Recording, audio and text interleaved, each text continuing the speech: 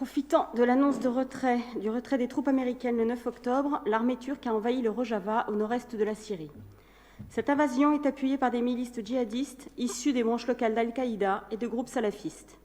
En pointant par cette intervention les combattants et combattantes kurdes comme terroristes en raison de leur lien avec le PKK, Erdogan ment. En réalité, Erdogan et les djihadistes veulent en finir avec l'expérience démocratique du Rojava, mise en place au nord-est de la Syrie depuis le début de la guerre en 2011, puis institutionnellement dans le cadre de la région autonome en Syrie en 2016 avec un mouvement inclusif. Le Rojava a l'immense mérite d'avoir mis en place des institutions et un programme basé sur le féminisme, la répartition des richesses, la laïcité et l'écologie dans des conditions de guerre et de pénurie.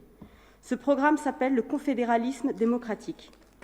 Tout doit être fait pour protéger les Kurdes, défendre le Rojava et enfin trouver une solution politique. Cette solution passe d'une part par le retrait des troupes d'Erdogan du Rojava. Elle passe également par la libération du leader kurde Abdullah Öcalan, des différents leaders politiques du HDP et par la restitution de leur mandat aux commères destitués.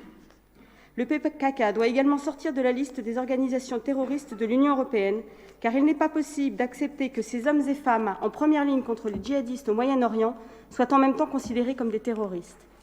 Enfin, et c'est le sens de cette délibération, cette solution passe aussi par une aide matérielle et financière. En effet, la situation humanitaire sur place est cauchemardesque. L'association Rojasor est la seule en France qui soit directement reliée au Croissant Rouge kurde Rojava, qui fait directement face aux besoins sur place.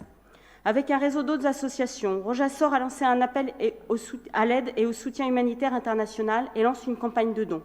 Fontenay, fidèle à sa tradition solidaire et humaniste, s'honore à y répondre favorablement. Je vous remercie.